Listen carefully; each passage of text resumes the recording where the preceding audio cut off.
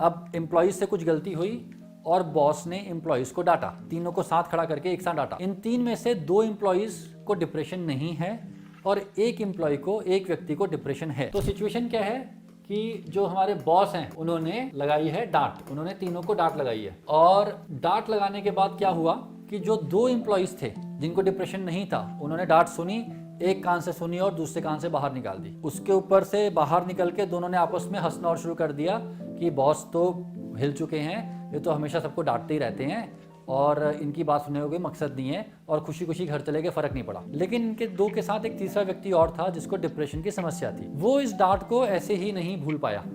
वो डांट खा के आया, अपनी टेबल पे बैठा और उसके मन में पहला थॉट आया, मुझसे कोई काम ठीक से नहीं होता। इसके अलावा और थॉट आया, मैं डांट के लायक हूँ, के लायक ही हूँ। ये जो ऑटोमेटिक नेगेटिव थॉट्स हैं, इनका बड़ा स्ट्रॉन्ग इम्पैक्ट पड़ता है। मान लीजिए जो व्यक्ति था, ये जब सुबह आया था तो इसका मूड ठीक था, ये खुश था, काम करने का मन भी कर रहा था इनका, लेकिन फिर सुबह सुबह बॉस ने बुला के डांट दिया।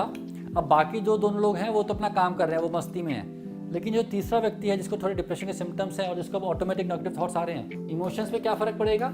ये व्यक्ति जो सुबह सुबह एनर्जी के साथ आया था, जैसे ही उसके मन में थॉट आया कि मेरे से कोई काम ठीक से नहीं हो सकता, मुझे डांट के लायक ही हूँ मैं और मेरी नौकरी चली जाएगी, ये थॉट आते ही उसका मूड को क्या होगा, उसके इमोशंस को क्या होगा?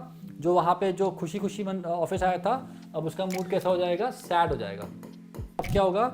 मूड दुखी हो गया और अब कुछ काम करने का मन भी नहीं कर रहा है।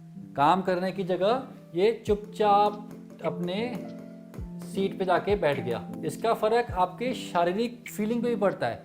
आप फिजिकली कैसा फील कर रहे हैं, इस पे फ़र्क पड़ता है। जैसे इनको भारीपन महसूस होना शुरू हो गया, पूरा शरीर भारी सा लग रहा है। सिर्फ इतना बोलने पे उनके मन में खराब थॉट्स आए, नेगेटिव थॉट्स आए, उनका मूड खराब हो गया, उन्होंने काम करना छोड़ दिया और उनको शारीरिक तौर पे भी अजीब सा फील होने लगा, भारीपन फील होने लगा। तो अगर इन थॉट्स को हम लोग रोक पाएँ या फिर पेशेंट को समझा पाएँ कि इन थॉट्स को कैसे डील करना है, तो पेशेंट के डिप्रेशन के सिम्टम्स खत्म होने लगते हैं। और ये एक मेजर मोटिव होता है कॉग्निटिव बिहेवियरल थेरेपी का।